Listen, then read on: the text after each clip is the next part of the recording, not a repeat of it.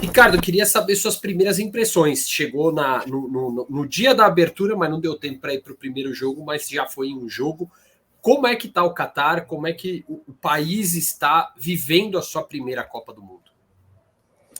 Olha, a cidade está toda ativada com decoração de Copa do Mundo. Os organizadores da Copa, o comitê organizador local, decorou as ruas todas, os edifícios públicos todos, e você vê também muitas casas com a bandeira do Catar, ou com bandeiras de vários países, aquelas bandeirinhas tipo São João, em vários lugares da cidade. Então tá bem bonito, assim.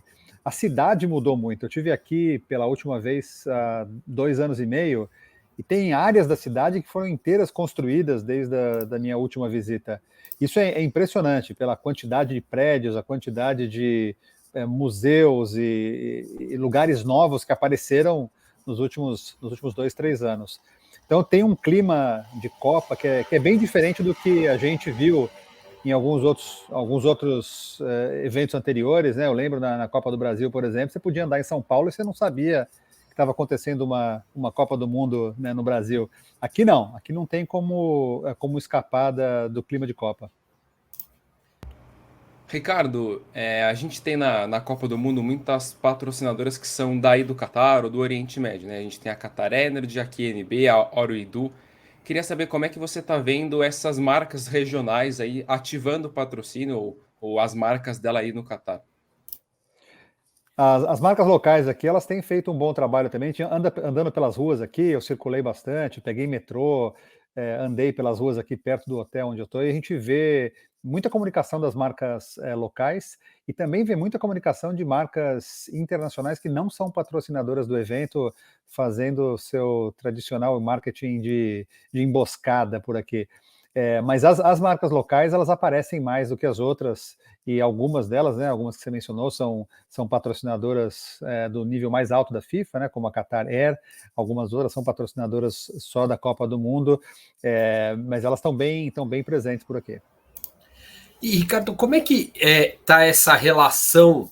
Você chegou a vivenciar alguma coisa em relação a manifestações? A gente já tinha discutido isso aqui, né? Manifestações LGBT, alguma coisa. Você sentiu alguma coisa dessa acontecendo? A gente vendo daqui, a gente ficou muito em cima da polêmica do time inglês, que não vestiu a braçadeira, mas ajoelhou dentro do campo e tal. Como é que tá essa questão política aqui?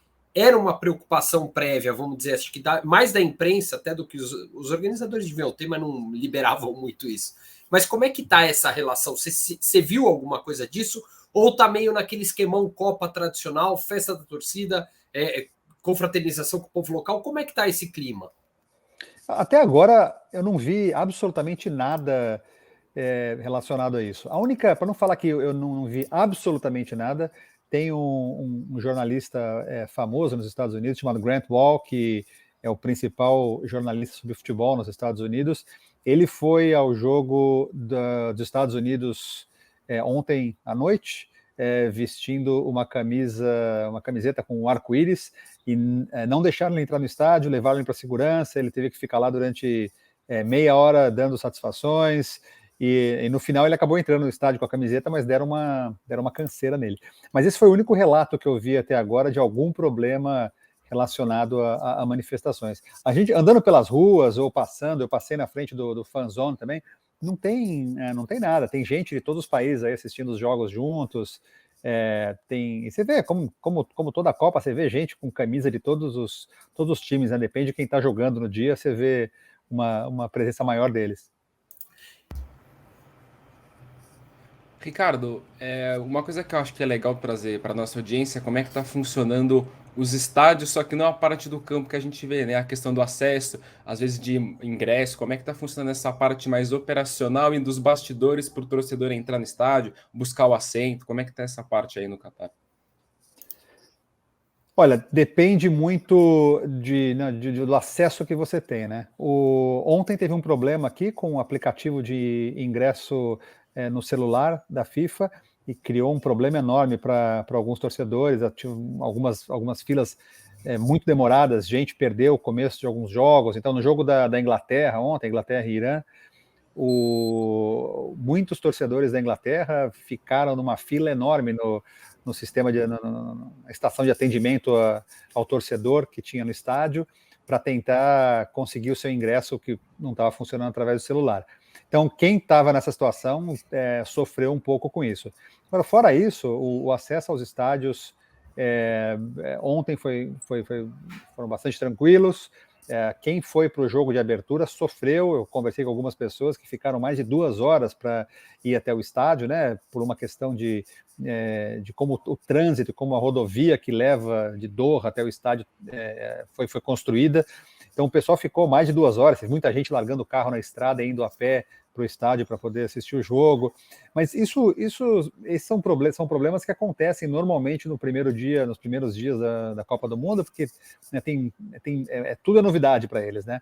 Dentro do estádio, eu circulei um pouco a operação dos bares, as ativações dos patrocinadores, tudo parece estar funcionando bem.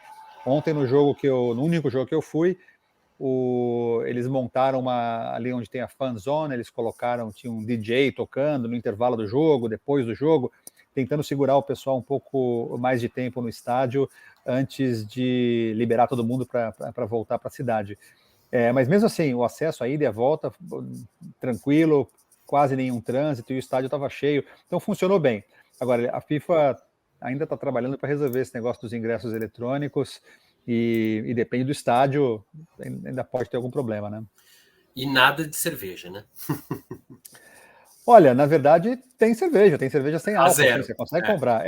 Mas a cerveja regular para venda normal, né, para os torcedores antes do jogo, fora do estádio. No estádio não tem.